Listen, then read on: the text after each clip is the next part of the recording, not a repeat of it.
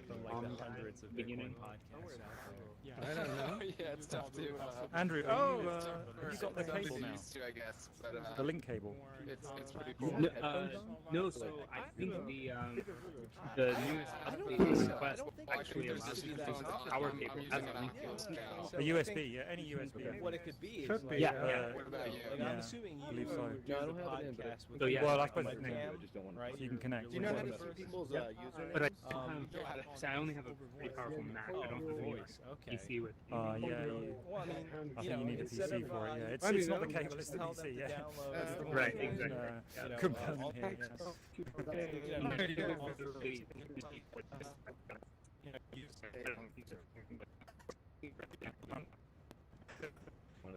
So, I just have a PC for this, basically. Well, just for this, 100%. you know, as the input. Yeah. I have They an don't have to go unactivated and Windows, look at, which I refuse to activate. I just want to see it. They have like a, Okay. if they have I Linux, bought a which key for I'm sure maybe for a lot 10, of people 10 do, euros or so on they eBay. can't use. They need activate. a I have Windows the key. PC or- But the thing is, if you activate it, don't you have to enter like Would be. an email Can you address and stuff? Yeah. Oh, wait. Yeah. really? Can you Are invite using, it Wi-Fi? out Yeah, I'm not from doing it. I don't remember. Don't remember. Unfortunately, I Everything you can't can invite just anyone who didn't press sign up. Oh, really? Cancel or something. I can. Oh, maybe. Sorry. I'm not sure. Okay. Next time. No, I did the same thing because I Okay, so Jack, I sent you You can the tweet. Yeah, you can I download just gave it a YouTube videos and like your Cool. desktop. Okay. should I amplify myself? And then, Yeah. yes, So, yes. If It wasn't the gonna work person you're well. talking What's to up? doesn't have Windows What's up? Nice to meet you. headset, you can show, literally show them One We've way got quite a amplify good myself. crowd today. on Yep. the screen. Yep. That's a little There's quite a few people. I mean, Yeah. Okay. It's going, Okay, I told great. you, CEO is nice. it's going up. When the price goes up, Okay. And everyone is muted again. And we can start. So, hey everyone, grab a seat. And we're just gonna start. So, just in case you don't recognize me, I'm Udi Wertheimer. I'm the founder of YAM, the YAM token. It was great. It was a great experience, great experiment. I'm so sad that it ended the way that it did, but you know, we tried. Anyway, this is Reckless VR, and welcome to another Reckless VR meetup. It's great to see all of you. Yeah, I guess if you're new here, if this is the first time you're watching this, then just so you know, we do those every weekend. You can watch them on video, but you can also come here. You don't need a VR headset, so you can join with a PC. You don't need a VR headset for that. So if you want to be here next time, all you have to do is go to recklessvr.com and sign up, and you'll get weekly invites. You can also follow us, reckless_VR on Twitter or recklessvr on Telegram, and we'll let you know about the next events. They're pretty cool. Yeah. So I guess, yeah, try to stay in your places, not to move too much because it can be a bit distracting. And I guess we can just start. So yeah, we have today Jack Ballers. He's the founder of Zap and Strike and other cool things. And Jack, personally, I'm a huge fan, so I'm really glad you came. It's awesome to have you. man. Welcome. I think it's your first time in VR, right? Yes, I would like to say that my mind currently is blown away. This is one of the coolest things I've ever experienced. Thank God I did not smoke pot before this. I am so blown away. So I'm super humbled by everyone in the audience, and I'm excited, man. Yeah, let's do it. Let's have a Saturday. Hell yeah, let's do it. So look, how about we start with you telling us a bit about your kind of Bitcoin journey? How did you get into Bitcoin? Why did you decide to kind of dedicate yourself to building for Bitcoin? Yeah, I think my story's pretty public at this point, as both my parents are into Bitcoin and have been into Bitcoin longer than I have. So all the credit goes to them. My grandfather was the youngest chairman in the Chicago Board of Trade, and my father founded one of the larger discount future brokerages in Chicago here. And so Chicago has a particular angle on finance, and we have some finance history within our family, obviously. And so Bitcoin is sort of that next generation. I'm the third generation of Maller's family finance, except I work on this digital gold as opposed to agriculture futures. But I was 18 years old when I first heard about Bitcoin, and it was in my kitchen talking with my dad. And so I was a freshly college dropout, and I never went back. And since then, it's become the nucleus of our family and the nucleus of my life. So that's a super, super long story short, but it's really a family thing for us, which is really cool. Bitcoin means a lot more to me than the price or anything like that. It's really been a bond to me and my parents, but they get all the credit for sure. That's I was really a awesome. measly kid when I first heard the word Bitcoin. So How young were you? How old were you? I was 18. I went to a lot of people don't know this. Maybe I was a nationally ranked chess player. So I have 2 state championships in the state of Illinois in the U.S. for Really? chess. Really, swear to God, I swear to this virtual reality world. And I got a scholarship money to play chess at university in New York at St. John's, but I didn't last in university long enough to even get a college credit. So I had dropped out. Of course, as an 18-year-old, my life was in a bit of shambles. And my dad introduced me to Bitcoin. And he basically, in more or less words, said, hey, instead of university, you should really take a look at this thing. I heard coding is the bee's knees, and there's a lot of money in this industry. And I took his word for it, and he's the smartest guy I know. And haven't really looked back since. So very lucky. I have a cheat code of a father, that's for sure. That's awesome. That's really cool. So since then, you've basically been building stuff for Bitcoin, pretty much. Building Bitcoin stuff, I guess. Learning to write code is a journey within itself. So I spent a lot of time in my room debugging, logging things to console, all of the fun Hello World tutorials. And so that was probably 18 to 21 or so. But I started Zap in the summer of 2017. So we're now 3 years in. So what was I then? I was 22, 23, so around there. So yeah, it's been quite the journey. I think my very first Bitcoin project, I was a intern, kind of contractor for ChangeTip, if anyone remembers that. Oh yeah. I was building the Google Meets plugin for ChangeTip, but it was my first real opportunity to be a part of a project that was bigger than my bedroom. And so that, looking back in hindsight, maybe ChangeTip wasn't the most ambitious and correct approach to Bitcoin, but nevertheless, it gave me the opportunity to validate, that I had the skill set to be a part of all this thing. And believe it or not, I actually applied to so many Bitcoin companies years ago, and I got rejected by all of them. So then I was like, well, fuck you guys. I'm going to start my own thing. And here we are. Right. So it kind of worked out for the better. That's awesome. That's really awesome. And you recently just announced closing a funding round for Zap, right? Mm-hmm. Yeah. That's really cool. It's very cool. We closed our financing round. I think Zap outgrew me pretty quickly, particularly Strike. And so the funding round outside, capital is a requirement to do things and scale things and to improve things generally. But I think more strategically, the funding round was, at the end of the day, I'm a young adult, and to a lot of people, I'm still a kid. And I know what I'm really, really good at, and I know what I'm not good at. And I'm very open and transparent and honest about what I'm not good at.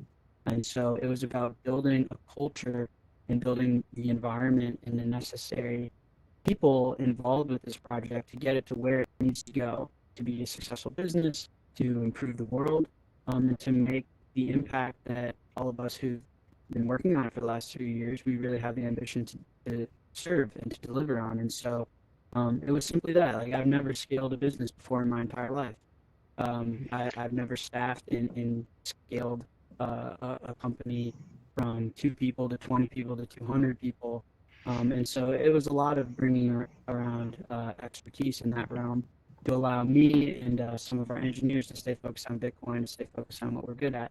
And Yeah. So that's what excites me the most is I'm now living a dream job where I learn every single day. Some really, really, really smart people. So I feel lucky for that, for sure. That's awesome. I'm gonna cut you just for a moment because I suspect that your audio might be cutting back a bit. Can you guys show me a sad emoji if you can't hear Jack very well? Yeah, okay. Uh-oh. So I think that the best way around this would be for you to probably just exit Altspace and open it again and come back.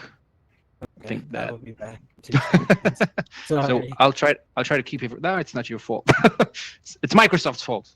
It's fine. Let's see. Can I unmute you? I'm not even sure. I'm trying. So here's the thing. Sometimes I try to unmute everyone and it won't let me.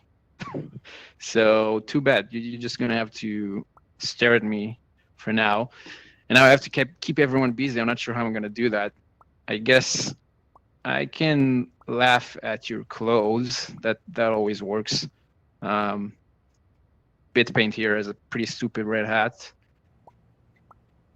Oh, okay. Now you have voice. Now you can unmute yourselves. I don't have to make stupid jokes anymore. Yay! Jack will be back in a moment. Don't worry, everyone in the stream. Don't worry, Jack will be back in a moment. It's fine. Do you see that? I'm out of guy jokes, down though. there behind the screen there. Is that just on my end? or- robot. Oh, It's a camera. Oh, you mean this guy? Yeah, It's a that VR guy. hallucination. Yeah, that's our camera guy. Hey, Jack. It's a little creepy. Hello. Let me. Yeah, you sound better now. You just Do I did really? that to mute us again, right? Yeah, now I'm gonna mute everyone else. Amplified. Okay. Okay, let's Do I sound continue. better? Hopefully. Yeah, you do sound better now. Rolling the Great. dice. Nice and hearts. Nice. Hello, everyone. Sorry about that. Well, that was good news about the funding, though, and I guess this can kind of lead us into Strike. So maybe first tell us about Strike. Maybe not everyone here knows it. I read about it a lot, but I can't like sign up myself. I think because I'm not in the States. So if you can just tell us what it is. Yeah, I see the sad emojis. I know. I'm trying to get it global, guys. I'm working on it. We'll get there. We'll get there. Strike, yeah, we'll get there. Strike has a really interesting story, but that's a bit longer-winded. Simply put, Strike allows you to interact with the Bitcoin and Lightning Network protocols with your bank account. And there are various benefits and experiences that should benefit you with that use case. But it allows you to both send Bitcoin and receive Bitcoin with your bank account with US dollars. And so the reason behind that I'm happy to delve into, but simply put, that is the fundamental crux of the service. And it's really interesting and it's novel and it's new. I think we're the first to author such a thing. So it's certainly exciting, but there's a lot to learn and a lot to do. So we're just getting started. Yeah.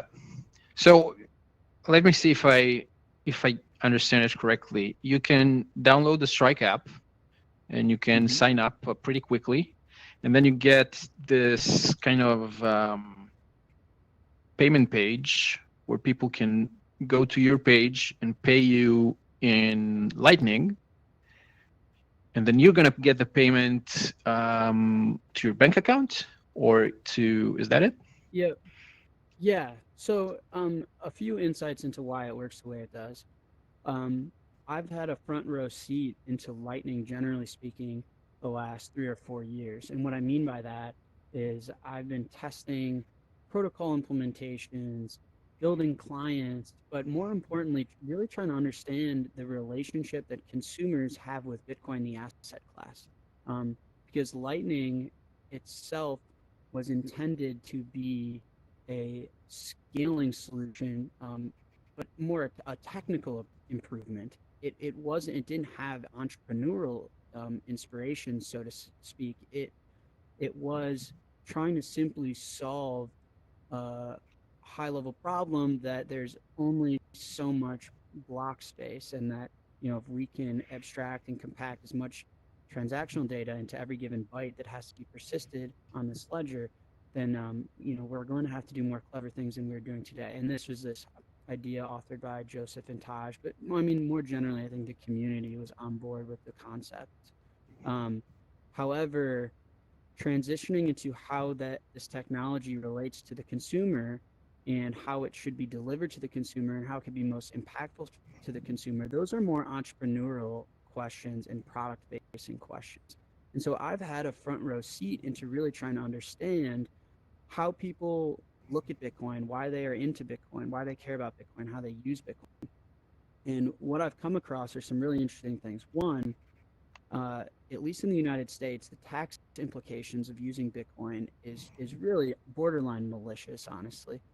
Spending Bitcoin on anything is a capital gains event. So buying a coffee, buying an article for 1 penny, or buying a home, all of that is a capital gains event.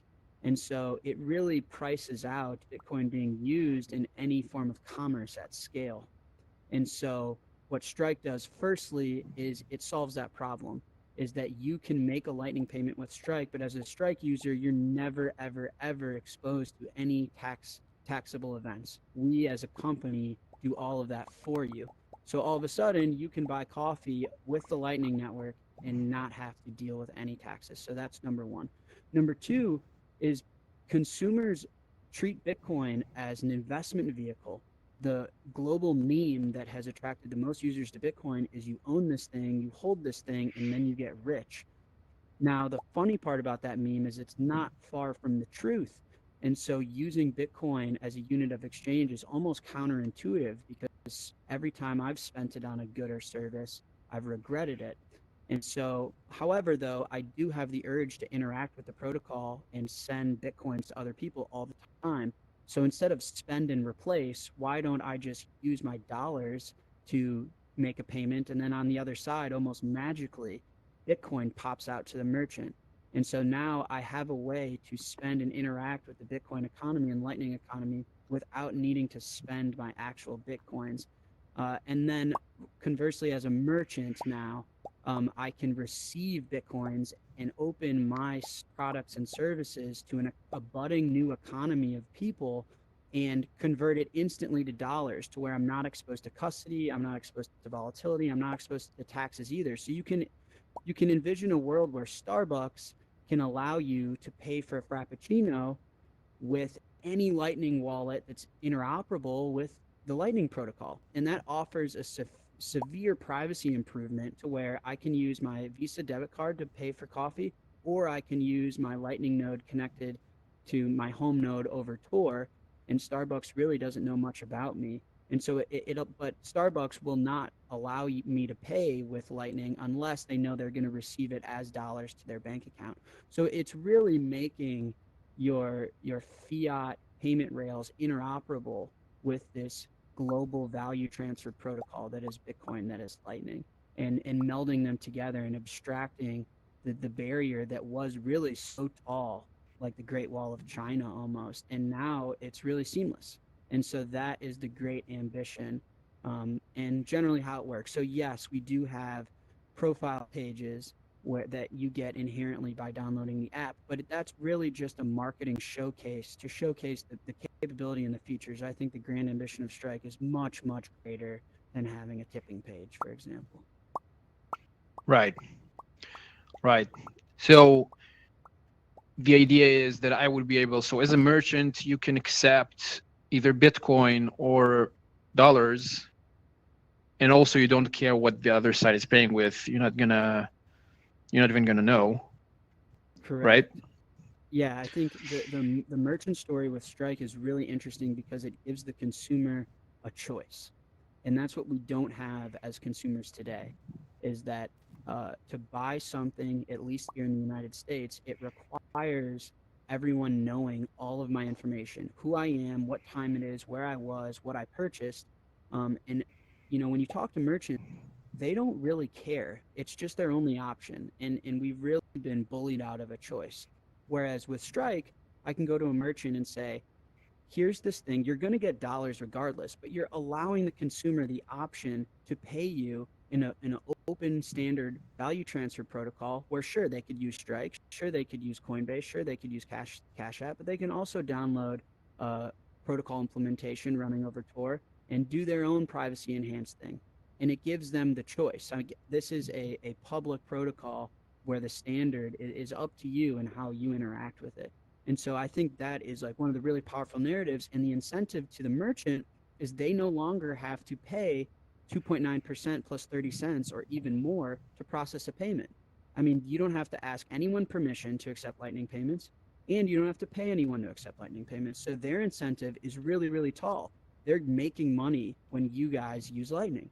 And so the incentive for them is there, and Strike allows them to use that incentive, but still have dollars on their balance sheet, still not expose themselves to taxes, still not expose themselves to volatility or custody risk of losing this asset. And so I really think that we're going to further see merchants. I mean, the incentive for them is there. They are the ones that pay for all of the risk and the value transfer in the fiat economy, and they get burned all the time. And so I think that we're going to start to see a network effect of merchants and consumers migrating over for really like ground level incentive reasons, which is cool. Yeah, I get that. Yeah, for sure. Yeah, there's definitely a lot of things you can improve for merchants, right? In regards to payments. And I wonder if you like if you have like any insight into the first kind of merchants you're seeing using that, or are there any specific merchants you're going after? Yeah, so one of the fun stories about Strike is it started because my parents run a weed shop. So in the US we found dispensaries, and we get charged an That's a good way to start. amount. Yeah, so we get charged an asinine amount to process payments. And so the first thing I did was set up BTC Pay server for them and say, here is your Lightning node, and tell people to just pay you over Lightning. And it seemed trivial and obvious at first. Now the catch was asking a normal human being to make a Lightning payment for a joint was actually really hard for them. It required them to download a wallet that can make that payment, sign up to some brokerage service, buy Bitcoin, transfer it onto the Lightning protocol, have the sufficient channels, liquidity management, all of the sorts. And at the end of the day, they don't care because the consumer is not the one paying. The merchant is the one paying. And so they don't give a fuck, if I'm being totally blunt, excuse my French. So it's like, that is what Strike was about. It was, okay, I have this consumer user story where someone walks into our weed shop and we want them to pay over Lightning. So how can I make that happen? And it was, what if I had an app that took you 1 minute to download and link your bank account to? You scan the Lightning QR code, you click pay, I debit your bank account, and out of nowhere comes Bitcoin to the merchant. And then we can incentivize you because we were getting charged 10% to process payments. We'll give you a 10% discount because to our bottom line, we're saving money when you use Strike.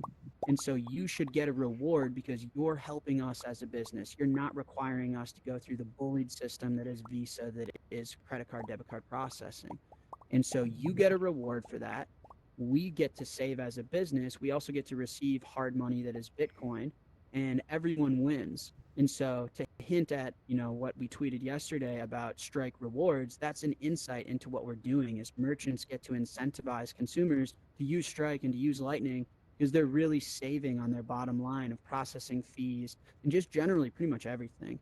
And so marijuana was our first really big merchant use case. But I think everyone has an incentive to give cash back to the consumer for using Lightning because as a merchant, they're really doing you're doing them a favor by using this protocol, which is comparatively free, a lot of privacy improvements. It's instant. I mean, so anyways, that's my rant on that topic. That's a good rant. Rants are good. Well, if we're discussing rants, then I've had some people rant because I ask people what do they want to ask you. And one rant that came up a few times is about KYC and KYC in Strike. So what are the KYC requirements right now for using Strike or for signing up to Strike accounts? Yeah, so most users, to answer your question directly, most users can sign up for Strike with just their name and their phone number. Now, that is not a guarantee that I can staple my name to. Some people are not going to have that luxury, and that is not up to me. And if they need further KYC information, then it bubbles up to your birthday, then we need more, then your address if we need more, and it goes all the way up to your standard KYC of potentially a social security number, potentially a picture of your ID. Now, also, what's worth noting, because at the end of the day, too, I know it's a sensitive topic, but I pride myself on ultimate transparency. I'm a man with no secrets. So what's important to note is that with our minimal KYC, there are limits that come along with that. And those limits are imposed by regulators, and they start today with $100 per transaction size and a $2,000 lifetime limit. However, those are not hard-coded. Those are not the global law. That is just a regulator's comfort level with us. So the more that we scale our service, the more success we get, then those go up and up and up and eventually will evaporate. But Strike is such an interesting service because it's so new.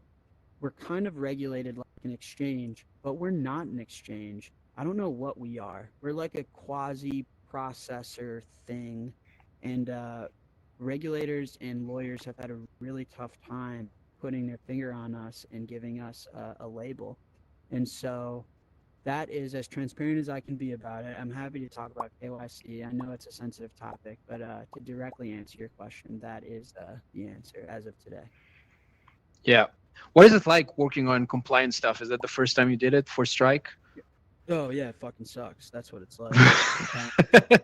Yeah, I've turned into a suit that just prefers to wear hoodies instead. But my job is working with compliance regulators, really trying to pave a way. Obviously, my priority is to make sure Strike is successful, and I think that we are the best at what we do. However, more broadly, I want Bitcoin to be successful, and I think Strike and myself are playing a really important role in paving a road of compliance and really fairness for Bitcoin to exist in the way that it should in consumer commerce.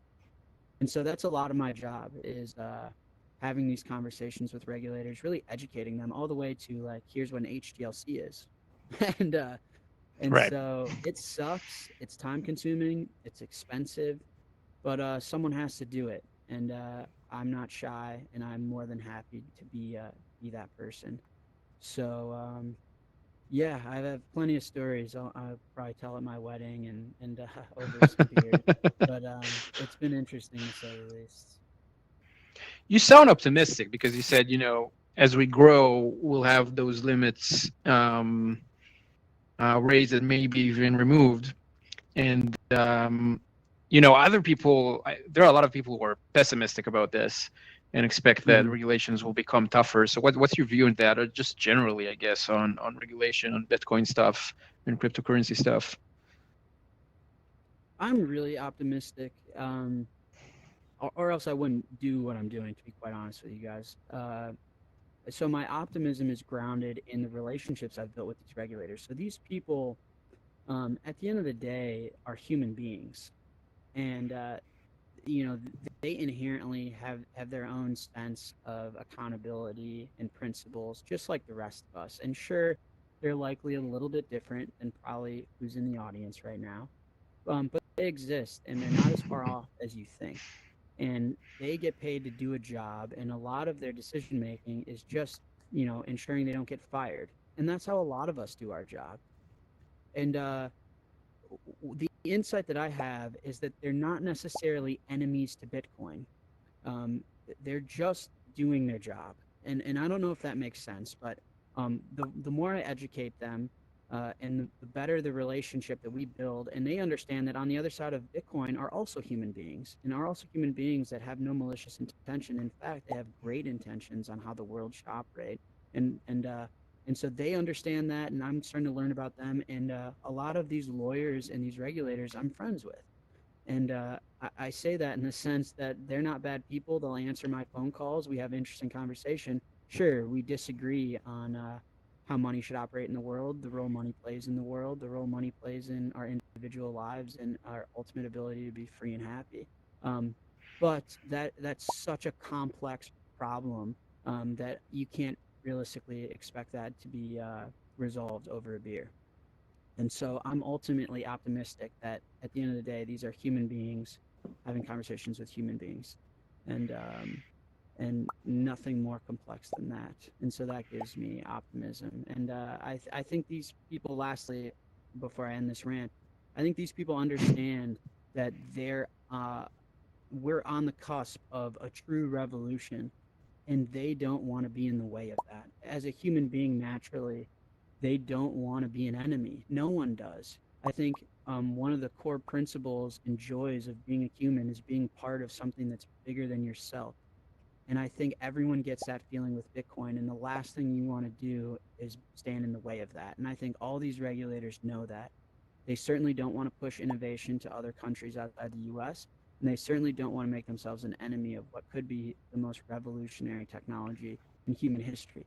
And so knowing that gives me conviction that when we have these conversations, there's a mutual understanding of what's at risk, what's on the table, and what the future could look like. And it's just humans talking to humans and trying to better understand each other. I love your optimism. I love it. I hope you're right. I'm almost convinced. That's true. That's true. So well, you mentioned the future. So what's coming in the future for Strike? Like, what's next? What's in the pipeline? Yeah, so this upcoming week, we'll be launching rewards. And I gave you all some inside scoop onto the motivation behind that.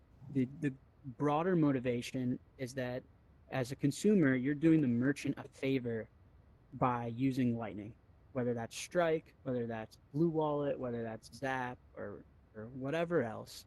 You're saving them money, because if you wanted to use a debit card, it costs them a lot.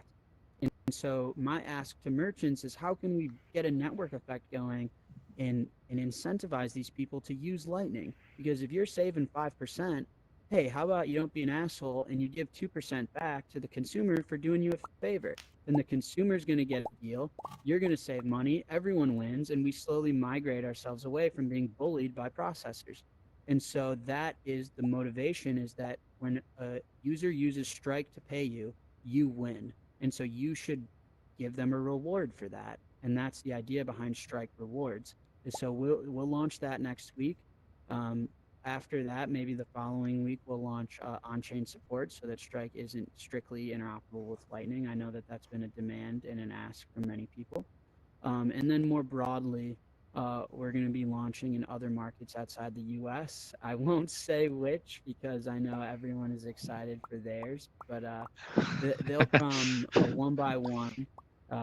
Some off the top of my head, conversations: EU, UK, Canada, Australia, certain parts of Asia. So I'm working my ass off for that. And we got a Visa card that'll come out before this year is over. So from a high level, that's sort of what you're looking at. And we're working as hard as we can, and really appreciate the support you guys have given us. It's really what keeps us going every day, honestly. That's awesome. That's a lot of stuff. Yeah, no shit, man. No shit. It's worth it, though. It's worth it. I wouldn't trade my life for anyone else's. I live a dream. I'm so thankful for it. So. That's really cool. That's really cool. So you know what? I wanna ask you a bit about other stuff, but before that, I'm gonna throw you a curveball, and you missed it. And I'm just gonna ask you why the hoodie? What's the thing with the hoodie? You're always wearing a hoodie, even now. Yeah, I am wearing a hoodie now. You can turn around so people can see it. I don't know if they can see the hoodie. Turn around. You can turn around with the button, with the stick. Okay. There it is. There it is. A full 360 of my full physique. Why the hoodie? Fundamentally, it's because I'm comfortable in the hoodie. That's a good reason. But I think, more towards my brand. I think that speaks to who I am as a man. I do what I think is best for the world and for myself, and I don't really play by others' rules for superficial reasons, like wearing a suit to a meeting means that you, I don't know, have a college degree and you're supposedly smart. I don't think that makes sense. I show up to meetings where I'm most comfortable and where I can do my best thinking. And so I show up in a hoodie and shorts and flip-flops because that's just how I'm most comfortable. So that's the reason. Yeah, And that makes to sense. be honest, I hadn't thought I'd get this far in life by that mindset, but here we are. So until the day where hoodies get in my way, I will wear a hoodie just because it's my preferred apparel outside of being naked. But that I can't do publicly, so a hoodie it is. Right. Well, it's a good compromise. Yeah. Yeah. Polite way. I hope that next big meeting with maybe like a regulator that you go to, then that you'll also wear a VR headset. I think that could be a nice addition. Maybe Just show up next with a Bitcoin VR meetup. headset on your head. Yeah, if we get a Bitcoin meetup and we're breaking new all-time highs or something as a celebration, I'll show up one day in a suit, and we can all celebrate the fact that I'm wearing a suit, and that'll be a meme. But So next week. hoodies are next. Yeah, next week. Price prediction. Okay. Catch. No one ever catches my balls. You're a basketball guy. I am. But, oh god. but no. I don't. Not virtual reality. I'm not. No. Okay. Real reality. Okay. I'll change the subject. So look, this was about Strike, but you didn't start the journey with Strike. So, I mean, Zap also creates Zap, which is both a mobile wallet and a desktop wallet, which is more, I guess, more sort of, I wouldn't say expert users, but definitely more experienced Bitcoin users, right? Mm-hmm. So, and you went kind of away, which I think is very interesting. Like you start with this generic Lightning wallet, and you progressed onto Strike, which is very focused, as you said, like entrepreneurial. It's a product that really tries to solve a specific need. And I'm interested in like the way that got you there. Did you is there anything you saw from using or from getting people to use Zap that kind of got you this light bulb where you said, wait, maybe Strike is something that people need right now? Oh yeah, 100%. And so Zap was started for the sole purpose. I mean, we were in the midst of the scaling debate. So a little Bitcoin history in 2017 in particular, but really years. I think 2013 maybe was the first time I had heard about the block size increase proposals. But generally speaking, we were at a disagreement as a community generally at how Bitcoin was going to scale. And it became binary in the options that you had. One was we were going to scale on chain, we were going to increase the block size, we were going to compromise on some pretty core principles, but those people believed in certain values that Bitcoin may or may not hold. I guess it's in the eye of the beholder, which is now Bitcoin Cash. And then there was the scaling on layers and keeping data off the chain that doesn't need to be on the chain, and that every single byte that we have to persist on this global decentralized ledger is really, really valuable, and you can't take that lightly. And any data that we can push off of the chain, it's going to be the way that we scale for a variety of reasons, not only for data persistence, but also, I mean, you have to just be generally careful on touching the base layer in how we find consensus, and you can't iterate and touch that too much. It's really precious. And I was in the camp, obviously, of Lightning and of layered solutions, but what I envisioned was a real issue was people weren't really able to visualize and understand the proposals that we were making. Lightning was this almost space sci-fi concept that made sense when someone explained it to you at a meetup, but in reality, you couldn't see it, you couldn't touch it, you couldn't really visualize how it was going to work. And so Zap was more a movement than a wallet in the beginning. It was, hey, we're going to create an open source wallet, and we're going to prioritize things like design and user experience and try and humanize this sci-fi thing that is Lightning, and show the community, hey, I know that the technicals may be over your head, but just look at how I'm using this wallet. This is clearly how Bitcoin is going to scale. This is clearly the future of this asset class. And at least you get to touch it and see it. And the initial mission I had was getting my parents to understand what Lightning was.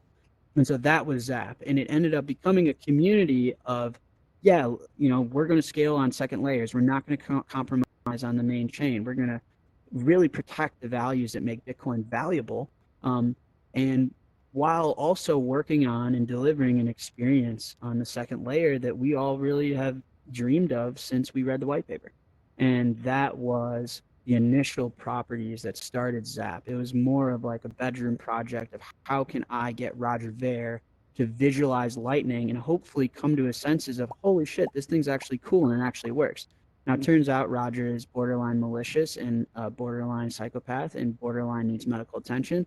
But I got the attention of a lot of other people, and it worked, and it did what it was supposed to do, and now has developed into a wallet with a certain target audience. But that was the original history of why it was started.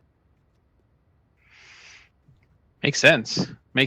So it didn't work for Roger Ver, but it did work for a lot of other people. So that's good. Yeah. And I guess the second part of that question was the strike part. Do you want me to touch on how we got? Yeah. Yep. So okay, once Bcash happened, S2X happened, and this debate sort of resolved of itself by markets being efficient. Then Zap was a product, and Zap was a product that was intended to deliver functionality that is, delivering a good experience to consumers that wanted to use Lightning. And so we had a variety of things. All of the iterations of Zap were just natural progressions of feedback. So wanting to connect to your node at home, that was not my idea. That was an idea of some external contributor that said, hey, I run an L&D node at home and I want to use your interface to drive it. And okay, sweet. That makes a ton of sense. Boom, done. And so Zap kind of iterated on a community basis. I didn't really author a lot of these things. I was just sort of the guy who put a face to the product and maintained the repository. Then it became very clear that the hardest part about Lightning was getting started. And this was an observation I'd made over the course of maybe 12 months. Is once a user had liquid channels, had liquidity on Lightning that sufficed and was able to deliver on their aspirations within the protocol, then they were golden. Every payment you make works. Every time you want to receive and create an invoice, it works. But the problem was getting them to that point. And getting them to that point, as the more you dig, was really, really complicated. And you've seen a variety of solutions. Like you could just go fully custodial, like Blue Wallet. You could do what Breeze does and sacrifice your own balance sheet and open channels to everyone, which doesn't scale forever, but it works for the small set. And everyone was taking their shot at it. And so I came up with this idea, like, how can I get someone from sitting at home who doesn't own Bitcoin onto Lightning the quickest? And that was swipe your debit card, we'll open a channel to you, and we'll deliver you the Bitcoin over Lightning with sufficient liquidity, and you'll be done. And that was this thing called Olympus. And then obviously the more we tested out Olympus and we realized, well, once they get that Bitcoin, they still have to deal with volatility. They still have to deal with capital gains. And a lot of these people who get Bitcoin onto Lightning, they don't want to spend it because as soon as they spend it, the price doubles and they feel like an idiot. And so then we realized, there were more problems that were more complex. We were kind of solving a niche problem for extreme maximalists. But if we wanted to get Lightning into the hands of millions of people, that we had to be more abstract with our problem solving, and we needed to fundamentally understand people's relationship with Bitcoin. And then understanding the capital gains, the volatility, all of this stuff, the broader solution was if I can make your bank account interoperable with Lightning Network, then surely that's the best experience I can deliver to you in the year 2020. And that's what became of Strike. But it was sort of this evolution of once you're on the Lightning Network and you have sufficient liquidity and all of your payments work, it's really the best experience you can dream of. But getting someone to that point with the sufficient characteristics that make sense, that protects them from, egregious tax consequences, that protects them from volatility, that protects them from spending an asset that could, pay for their kids' tuition, buy their dream home, and protect them from spending the best money that's ever existed and allowing them to hold it. It was iterating and trying to find a solution for that. And today that's Strike, basically. That's a cool path. That's a very interesting path, actually. And is Zap still being maintained? Is it still being developed? What's happening there? Yeah, it definitely is. I mean, obviously we have a lot more going on than when I started Zap. So Yeah. It doesn't get the attention it used to. But also at the end of the day, it's an open source project. And so a lot of the contributions come from those that I don't employ or compensate directly. And that's the beauty of Bitcoin, is that if Zap is really valuable to those, then, it will find its own funding and be contributed to individually. And so we've seen that. For example, Zap for Android dropped out of the sky from some German person that I had never spoken to in my life. He just built it, and now he maintains it, and he does it in his free time because it's really valuable and important to him. And so it's cultivated its own community, and we certainly contribute resources to it and maintain it. I personally believe that a Lightning wallet that is purely focused on privacy, non-custodial nature, and ensuring that we're implementing all the cutting-edge features of the protocol is, inherently important to Lightning generally and Bitcoin. But it's really taken on a life of its own. My baby boy is all grown up, and it's far bigger than myself or Zap the company. Really, it's a project owned by the community. So it's cool to see. Yeah, that's really awesome. And do you see more interest in like the Zap mobile wallet or the desktop wallet, or both? I think it was among the first on mobile, right? Maybe the first. Yeah, we started on desktop, and to laugh at it now in hindsight, that's because it was just easier for me to engineer cross-platform desktop wallet. But Right. I think our desktop app is probably by far our most popular, and it's hard to say why. Is that because it's a better product? Is it because the type of user that's using it, like a really power-hungry maximalist user, appeals to a more desktop, fully functional setup? Or is it because there's a lot more competition on mobile and people have more choices on mobile? I don't know the answer to that. I mean, everyone can probably share their own speculative opinion. But I think desktop is our most popular, and the use case for desktop is, mainly connecting to your home node and the ability to really have every protocol feature at your fingertips, all the way from managing channels, opening channels, key send, Tor. I mean, the desktop is like the glorious home base that a maximalist really dreams of. And I think, as far as the metrics like downloads, it leads all of our clients by a long measure. Right. Yeah, I think that makes sense. It's like a simplified user interface into this very powerful tool, which is the Lightning node and the Bitcoin node behind it. So, and it's pretty special in that regard. I don't think it has a lot of competition. There's definitely some, but yeah, that makes sense. I think that's it for me about Zap. And before I open this up for Q&A, I wanted to ask you a bit about your kind of background with Bitcoin futures, which, I mean, I guess you have this family background, but I know that you have, like, besides just Lightning payments, you do have this interest in futures, and Bitcoin futures specifically. So maybe tell us a bit about this kind of fascination and how does it, like, what part does it take in your life? Yeah. So, I mean, my background and expertise just comes from the fact that I'm the son of my father, which is, again, just cheat code. It's not something I necessarily earned. It's a good cheat code. But I'm very, very lucky and happy to have it. So I think my interest in futures comes from my family background. So there's a really famed picture that I have framed in my bedroom of my dad and I, and in the background we're running a full node, and we're together holding 1977 ticker tape futures opening call, and that was authored by my grandfather. And so the Mallard's family history in futures is particularly agriculture futures.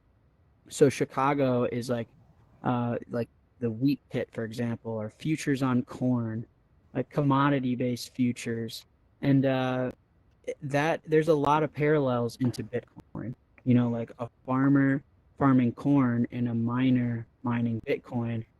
As far as a market participant, they're really, really, really similar. You'd be shocked, and so I think that's where my interest comes from. Is a lot of what my grandfather was doing decades ago is sort of the things that I get to see unfold today. And I know through my grandfather and through the stories my dad's able to tell the value that futures play in a market, how important they are.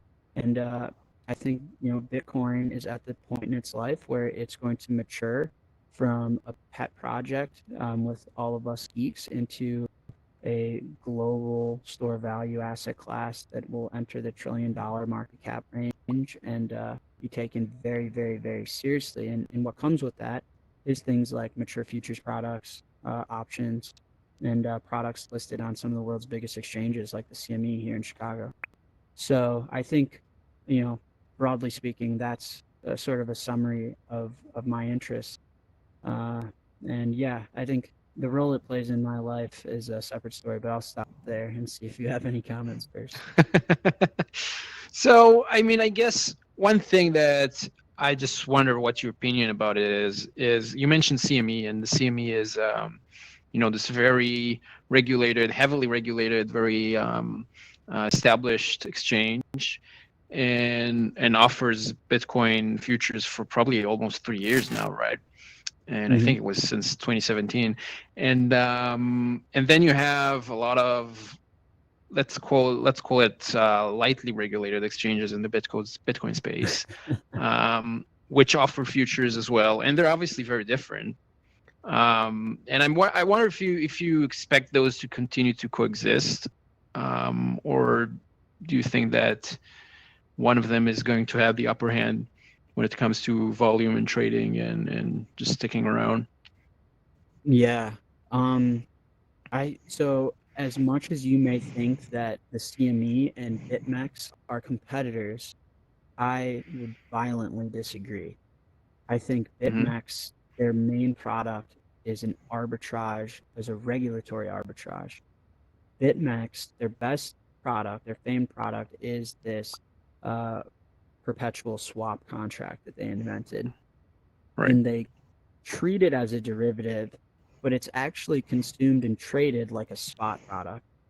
You don't trade the perpetual swap expecting a settlement time in the future. It rolls itself over every 8 hours. So if you accidentally take a nap, you're going to you're going to roll yourself over into expiry time. So it's not actually a futures product. What it's doing, though, however, is it's allowing people to speculate on the spot price without fiat currency, which is the genius of the innovation. And what that allows them to do is allows people to speculate on spot without doing KYC, AML, needing fiat currency. All you need is VPN and Bitcoin, and you can speculate on that's temporary though. But then you can speculate on the spot product, and that's what's turned these guys into billionaires. And surely they're going to be more regulated and their products are going to change, but I don't think that they compete with the CME. Their target customer is a retail investor that's looking to leverage, speculate on spot. Now the CME is ushering in an entire new target customer and market participant, like Paul Tudor Jones, who famously delved into the Bitcoin space earlier this year and caused quite the splash. He used the CME product.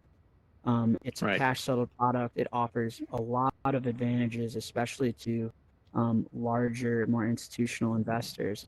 And I think the CME will continue to dominate that realm. They really, kicked SIBO in the mouth, and the SIBO doesn't even offer their futures product anymore. And I think they'll continue to really squash folks like Bakkt. I mean, the CME is a beast within its own.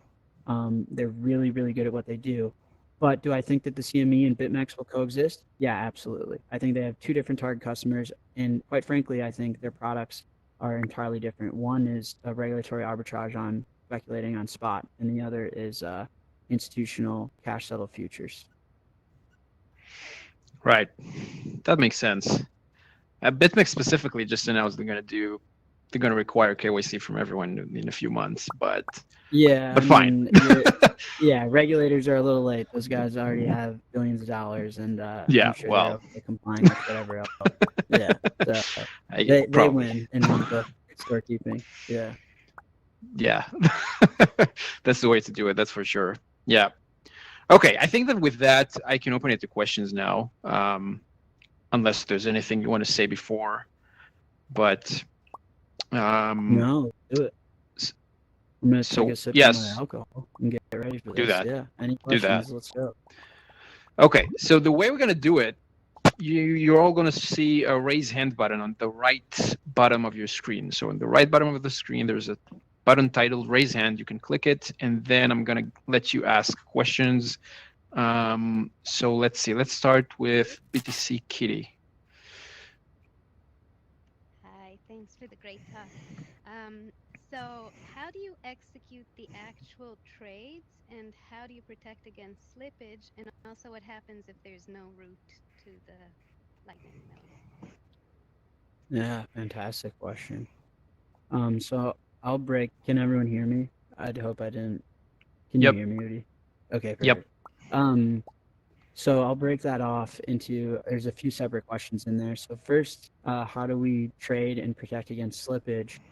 So we'll take the user story of a Strike user sending $100 to some Lightning node. Now what's actually happening is, as a business, we're receiving 100 US dollars and we're sending out $100 equivalent of Bitcoin. Now that leaves our balance sheet, what's known in the trading world as inherently short Bitcoin. All that means is that because now I have $100 of USD and 100 less dollars of Bitcoin, if Bitcoin were to go up in price, my $100 of USD is not going to allow me to purchase the equivalent amount of Bitcoin, right? And that's what you're describing here as that slippage and that risk that we take on. So when a user is actually performing this action, we go ahead and buy $100 worth of Bitcoin at the same time.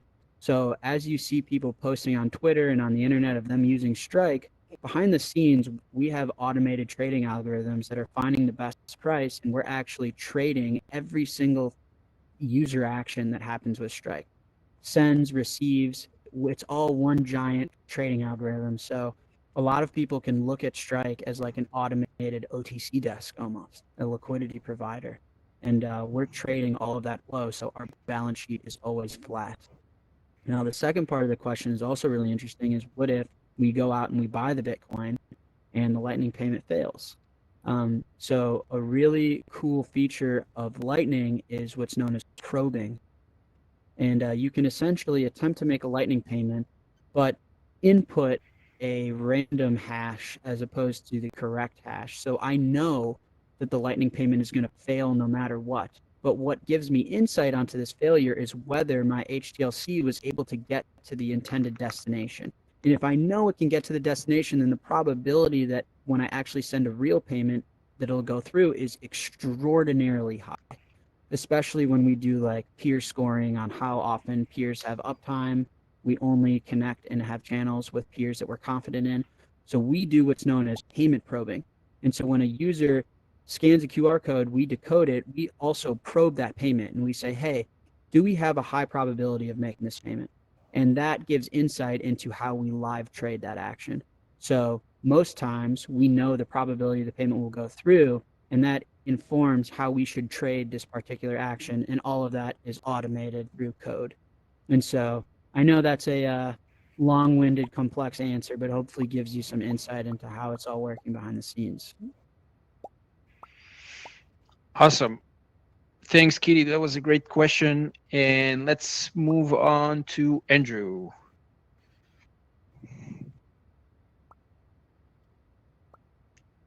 Andrew? Hey, Yes. Can you guys hear me? Yeah. Sorry, my headset is totally wigging out and I can't see anything, so I'm not sure if my avatar is doing the same. I actually have 3 quick questions, hopefully quick. So maybe you can just address each of these. As a merchant, can you elect a percentage of what you receive as a split between fiat and Bitcoin? Or is it always going to be 100% converted back into USD if you're using Strike, for example? Cool. Yeah. I don't. Do you have two other questions, or do you want me to just? Yeah, I'll give you the other 2 quick too. So if Strike can do the swap on both ends, is there any potential or an intent to completely replace traditional fiat transactions with Strike? Literally everyone using the service for every use case. And then the third is there any intention or potential future use case of using Strike attached to a credit card instead of just a bank account? Yep. Nice questions, man. So the first one, of course, that's technically possible. I think that this is addressing the question of, as a merchant, can I elect, hey, I'd like to, at every receive I get, I'd like to hold 50% in Bitcoin and 50% in fiat, or whatever your custom ratio is there.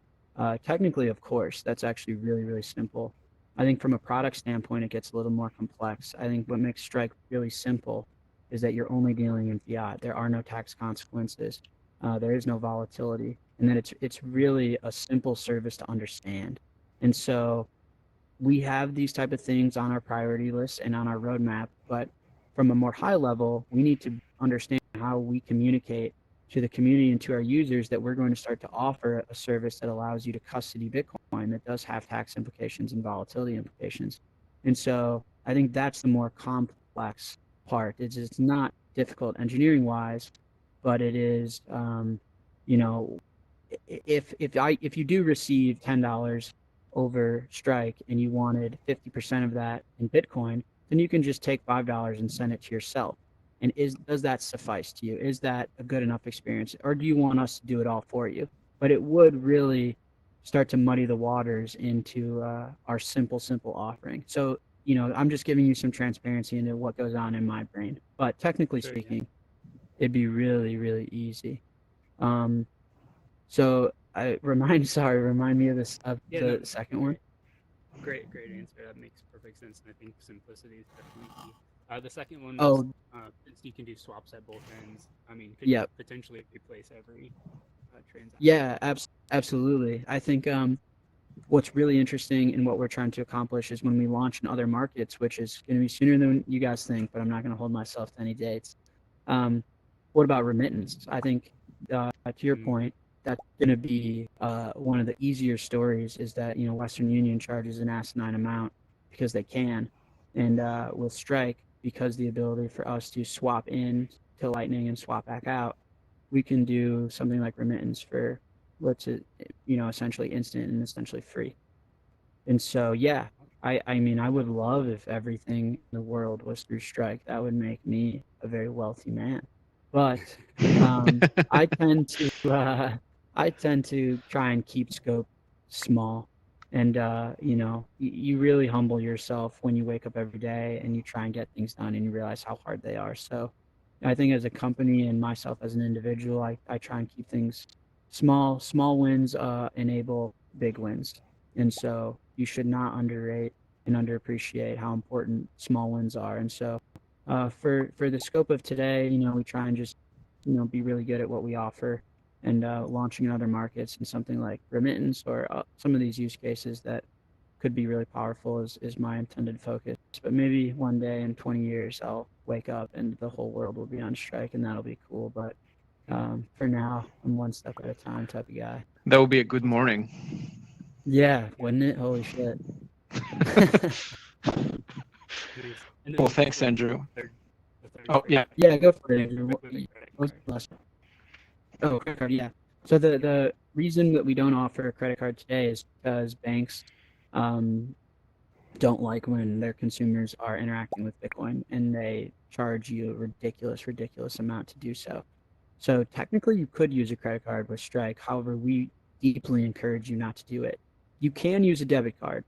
However, our payment processor right now charges us 3.9% for you to do so, which if you just connect a bank account, you can interact with Strike for free.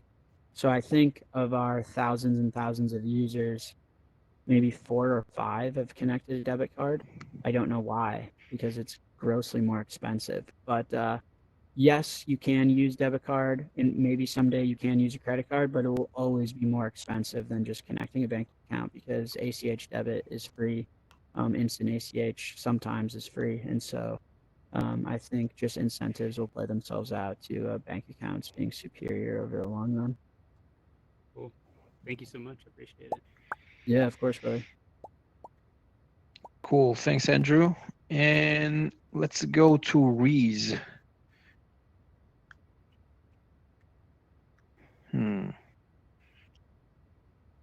Reese, yeah. Yes, we can. Yeah. Nice. Hey, Jack, my least favorite NBA player is LeBron James. Who's your least favorite player and why? LeBron James. So we'll get along, man. No. Why is LeBron my least favorite player? LeBron is my least favorite player because I think he has done bad for the game in representing the game. The decision to Miami, and I think just the LeBron era generally is about drawing calls from officials. It's about complaining, manipulating media, and basketball is one of my first true loves.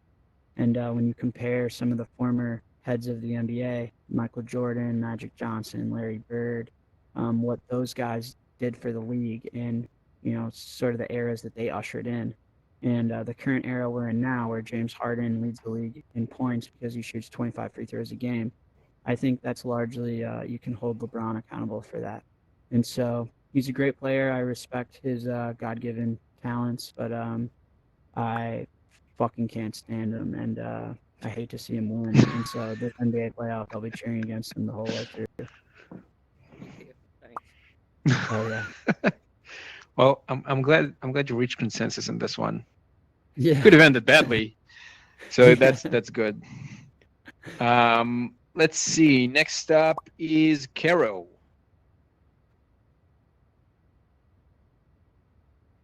Hey, you guys hear me? Yep. Yep.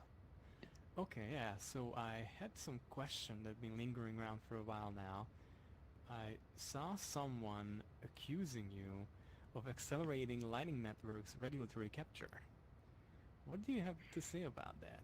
Especially about regulations probably blocking services from connecting to other nodes on the Lightning Network.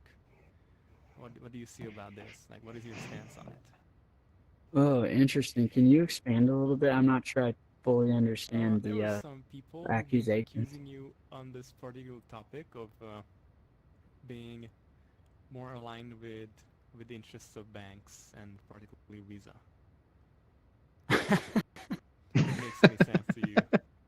Yeah, sure. No, I think that actually gives me a platform and topic to expand on something that maybe is worth talking about. I think with Strike, and also just the fact that like what I've been doing has gotten more popularity. It's the first time in my life where people have really taken an interest in saying shit to me, whether it's good or bad.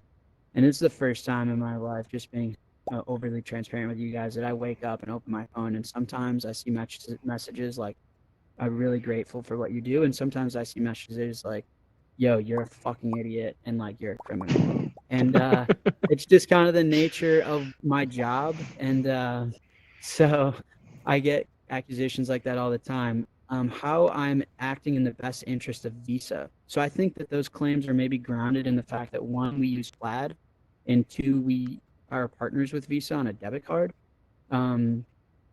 Outside of that, though, I really am not entirely positive. From a high enough level, we offer the same service that Cash App does. that Coinbase does, that Kraken does. I mean, we're a regulated financial service that gives people access to Bitcoin. Now, I think our service is unique, but I don't think that uniqueness is relevant in these accusations. We are regulated. We work with regulators. We require personal information, and we require access to things like your payment methods, like your bank account. If that's not your flavor of tea, then don't use it. I'm very honest about who should be using Strike, and I don't think Strike should be used by everyone. I'll take an example. I myself don't use Strike for everything. I have a Bitcoin node and a Lightning node that runs over Tor, and I have a Strike account. Some things I use Strike for, some things I use my own node for. And, it is the way it is. Strike is not here to solve everyone's problems. It's here to solve a problem. Now, am I behind the scenes working with Visa? You can speculate on that, and people can hammer me on the internet and call me an asshole. I don't know how to prove it outside of maybe showing you guys my emails or something, and continue to be honest and transparent with everyone. But as of today, I mean, we're just like everyone else. We got KYC. Cash App uses Plaid. Everyone loves Cash App. And, giving access to your bank account to another service is generally not the best thing for privacy and individual sovereignty. But, if you want the experience, then some people opt to do it and some people don't. But we're no different than a lot of these other services. So if I'm working with Visa, then so is everyone else. And if you think that, that's, you're entitled to your opinion. But I don't really see how we're much different personally. That's a good answer. That's a good answer. Yeah, it happens on the internet. I hear. I didn't experience myself, but I hear that on the internet you get random shit sometimes from people. I don't know. That's what people say. It's funny. Yeah, I was like, I woke up one morning and it was really obvious to me that Zap and Strike had reached the point where we were getting enough attention. Where sometimes people say bad things, and I call my parents. It's like, hey, this isn't fair. Someone called me an asshole. I'm not an asshole. And more or less, my dad was like, yeah, it's part of the job, buddy. Suck it up. And so, yeah, it is what it is. It's all good. It's all in good fun, and I appreciate. I get much more support than I do hate, and I'm forever grateful for that. So, I appreciate it. That's awesome. That's awesome. Okay, let's move on to a question from Faison. Hey, can you hear me okay? Yep. Yeah, what's going on, man? What's up, Jack? So from the consumer side, the consumer user, the Strike app is stupid easy to download and use as advertised. It's awesome. I'm wondering from the merchant side, is it also easy? Is it like you have to partner with them in some respect, right? Or do they just accept Lightning and they're good to go? Yeah, that's an awesome question.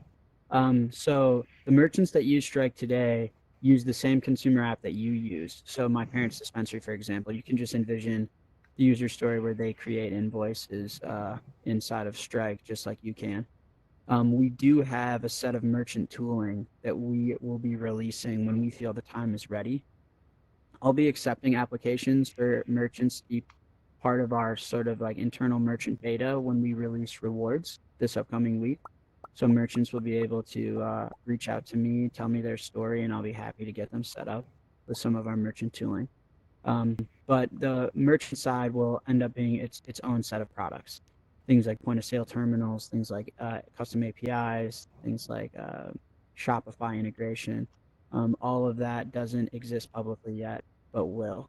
And so right now what you see today is just a consumer offering, which I think was a great place to start.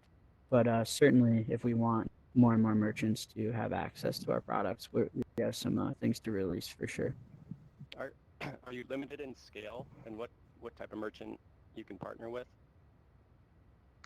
Not necessarily. I mean, to the point I made previously, we're a regulated entity. So if you want to sell heroin, I probably won't be able to support you, unfortunately. But outside of that, we can really take on anyone. I think some use cases are going to be more interesting than others, and just priority and trying to keep our resources focused on where we can deliver the most impact. We'll select maybe some over others. But I think generally speaking, we want it to be as easy as downloading, or ordering a Strike point of sale terminal from our website. And whoever wants to buy that and offer their service, whether you're a food truck in the middle of New York City, roadside t-shirt shop in Serbia, or an online shop that's looking for Shopify integration. I think we can support all of those people fairly trivially. Sorry, too much White Claw. Cool, buddy.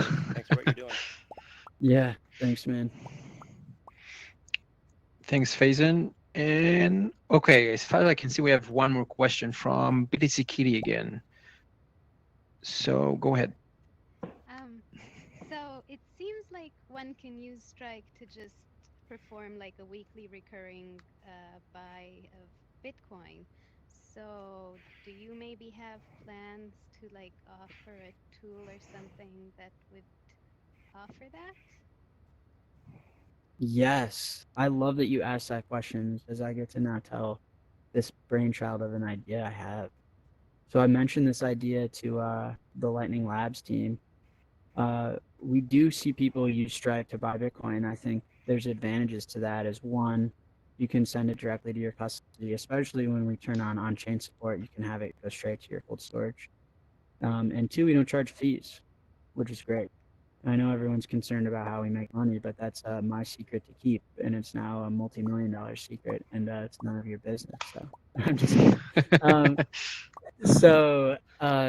Yes, we do. I think what would be really, really cool is if you can set a weekly buy and input an address or some public key that you would like it to go to, and we then use Lightning Loop to perform this. And the way that we would do that is we would send a massive Lightning payment to the Loop server, and then the Loop server can take an array of addresses and really just create like a sprinkler system and just sprinkle Bitcoin once a day onto everyone that is ordering through our Loop service. And then that way you're doing DCA with Bitcoin best practices with Strike, and it's going straight to your custody. And so that is certainly something we can offer someday. It would be pretty cool. And I'm still in the process of whiteboarding and all that stuff. But yeah, if more people ask for it, it'll bump itself on the priority list, and we'll get it done for you, no problem. Awesome. And we actually have one more from Hero Protagonist. Yeah, hi. Can you guys hear me? Yep. Yeah. Okay, great. Jack, my question's a bit more broad about Lightning in general. My first experience with Lightning was using your app back in the early beta days. And one of the things that got me concerned is I don't have the capacity to run a high availability server, which raises two concerns for me with Lightning. Is one, anyone who's kind enough to join a Lightning channel with me, I basically break their liquidity, or their routing capacity every time my server goes offline. And on the flip side, from a selfish perspective, I'm worried about my funds getting stolen if someone closes a channel when I'm offline. And I wonder, that to me felt like the biggest obstacle to widespread adoption for Lightning. I feel concerned about putting my coins on Lightning and asking other people to join into a multi-sig with me because I can't provide high availability for them. Have you had some thoughts about this, like how we get Lightning out to more people, when the truth is it's maintaining a high availability server is something that really a corporate entity can do, but an individual may find it harder to do? That's the context of the question. Yeah, man. I mean, that's a fantastic thought and question. I agree with your concerns. I think your concerns are valid only because of the age of Lightning. I mean, it's complex to give Lightning a birthday. You can really give it as early or as late as you want, but it's still a kid. And so I think those concerns are really mostly valid because how old Lightning is. But they're real. They're real. What's important to note, though, is the requirements to run a Lightning node are far less than a Bitcoin node, and they'll continue to be so, which really weighs in our favor. So a lot of these home nodes that you're able to buy and plug in, I think, are massively important. Not because I think practically speaking they'll be the solution forever, but I think they did enough to show that running a Lightning node is available and realistic to the consumer. And something like the Casa node was really good marketing to just show everyone that it's possible. You could do this. This is not a computer science project. The bandwidth and hardware requirements to participate in a self-sovereign way is within your reach. And whether that means you have to buy a $200 box or do it yourself, it's possible. And I think just with time, these type of things will improve. And as far as your fears of losing money for being offline, or ruining your reputation within the network for being a bad peer, those are also very real. But so be it. It's the characteristic of the network. No one likes bad friends, So I wouldn't open a channel to you if you're always offline either. No offense. And so yeah, I think long story short, I think it gets better with time. I think your fears are worthy and they're worth attention. I would never brush those off like, oh yeah, it'll get better with age. I think we need to prioritize some of those concerns, but they're very, very, very solvable. I think greater concerns are maybe how full nodes scale to the masses and people's ability to verify on-chain activity. But Lightning is much more attainable, and I think we're already starting to see that with some of these consumer products offered by startups. And as it gets more popular, the demand for those will increase, and the products will only get better. Is my guess. Thanks. Great, thanks. And that's the last question. So thanks, Jack, for being with us. This was really awesome. Man. Absolutely. This was really I great. really enjoyed this, guys. Thank you. All these emojis are making my heart swell. Thank you so much. For sure. And by the way, guys, I'm hoping you're taking selfies and photos. You should take photos. You should share them too. After you take photos here, you have like a camera button. After you take photos here, you can go to the Allspace website and find them there and share them, because this is amazing. So everyone needs to know how amazing this is. I mean, Jack is about to faint. He didn't even drink that much.